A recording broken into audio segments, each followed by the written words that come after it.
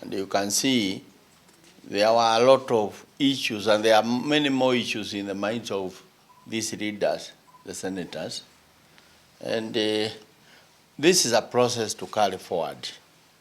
And today we were here just to get more suited to go and converse with our constituents.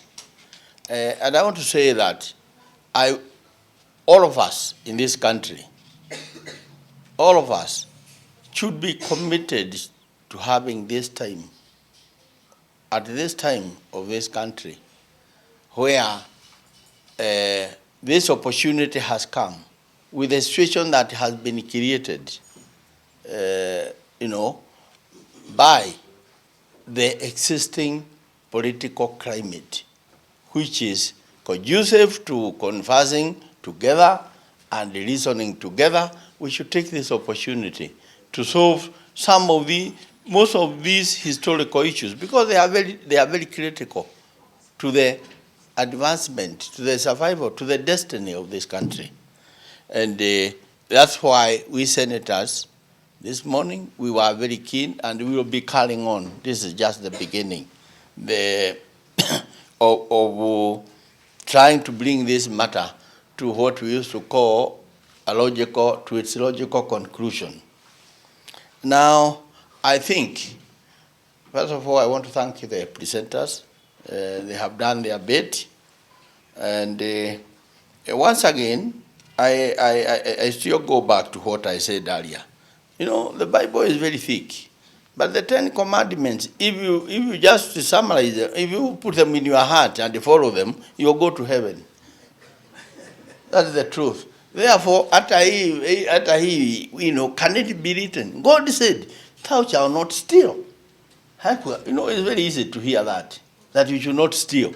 He did not say, unless you are in such a problem that you have to. No. Therefore, I'm looking at a document which goes straight to say that thou shalt not kill. It's very, very easy. And because I keep on wondering, lawyers, I'm sorry, this is not for the public of India. Lawyers, I believe, are the cause of most of the problems in the world. And even here, for example, corruption. There is nobody who can make me understand personally. And this is the issue with the wananchi. Somebody has stolen, billions.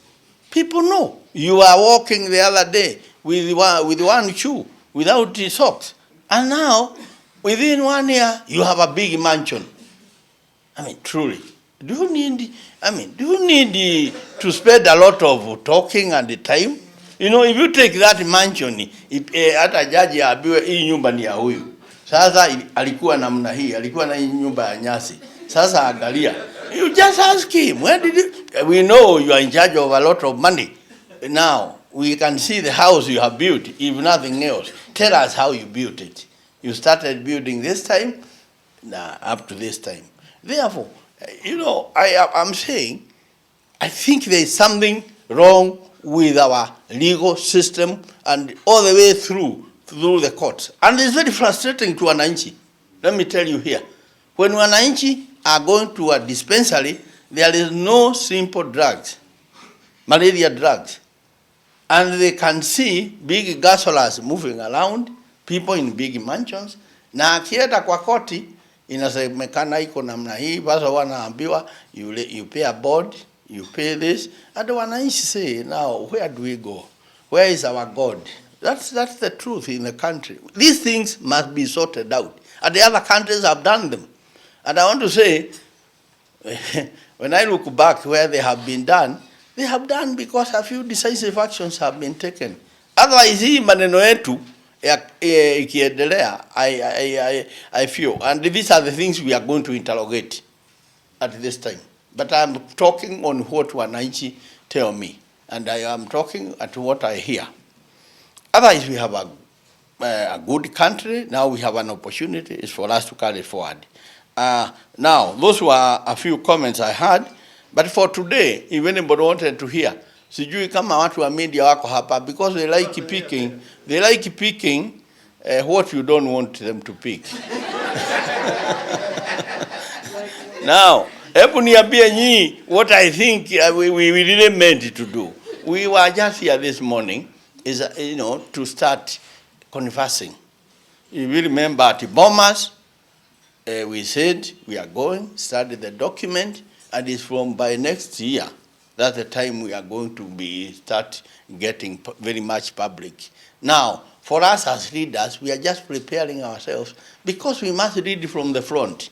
And you cannot read from the front unless you yourself understand the subject.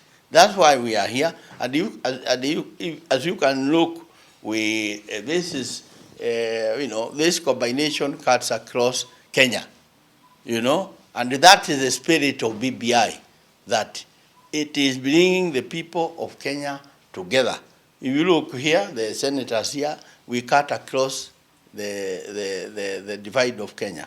And this is just a beginning. And let me say that we are all committed to this BBI. Why are we committed to it? If Kenya is losing the kind of resources it's losing through corruption, truly, we must go into this BBI and see what could be done to bring an end to this. Because a tank that keeps leaking, and this is what this country is, a tank that keeps leaking can never fail. So therefore, when you say that we are saving only 5%, and a country that are developing should be saving 25%, Bwana the expert. How can we save if the tank is leaking? By leaking, I mean the kind of money you are reading. Do you know, it's mind-boggling. What a billion is, I keep on telling people. A billion, if you want to know what a billion is, if you put it in a building, maybe bigger than this, na iwe noti ya 1,000, then kila asubuhi unachukua 10,000. Na unasema hii pesa, by the evening, hii pesa lazima iishe 10,000 every morning. You will take 267 years to finish that money. Therefore, you are talking about huge resources when you hear billions, 9 billion, 25 billion. When you hear these figures, they are huge resources that could change the lives at the face of this country. And I want people to hear that if you put a billion somewhere in a building, na isisae kitu, every morning unachukua 10,000 unasema hii pesa haiwezi lala na mimi nilale. You'll take 267 years to finish it. Therefore, we must bring an end to these things. And I don't want to go into anything else. We must bring an end to these things if we have to live a life, if we have to live a country for our children and our children. The other one, ni maneno ya elections. Let me quote somebody, Stalin. Stalin used to say very simply, he talked he seems to be a man who was of few words.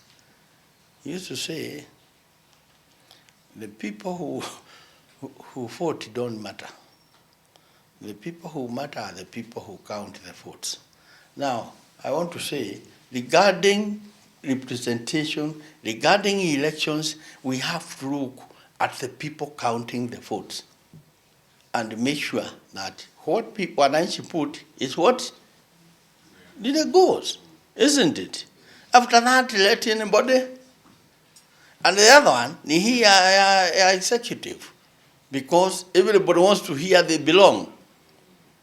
When they look at Kenyan government, they want to feel they are part of it. And since that is the country we are in, we support even that expanded kind of executive, so that you can carry the people of Kenya with you.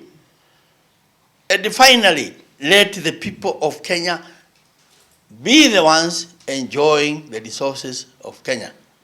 Therefore, I would say we are committed to BBI. We are behind the president, and Right Honorable Raila Odinga, in this endeavor to bring Kenyans together. We appreciate the peace that is prevailing in the country and the calm political atmosphere, and the innate will make sure that we try to achieve the ideals of what Kenyans want to be achieved, of one united Kenya, and one Kenya where everybody has his own justice, and one Kenya where every child can feel they belong, and one Kenya where we will all be feeling that we have a country for tomorrow, for our generations to come. These were the ideals that made Kenyans, dear Kenyans, shed blood for our independence. These are the ideals that were being expressed by our forefathers when they went to Lancaster House, and finally they got independence, and we must carry forward. And may Kenya be one Kenya. May Kenya be a Kenya for all Kenyans. May Kenya be a Kenya of prosperity. And I stop there.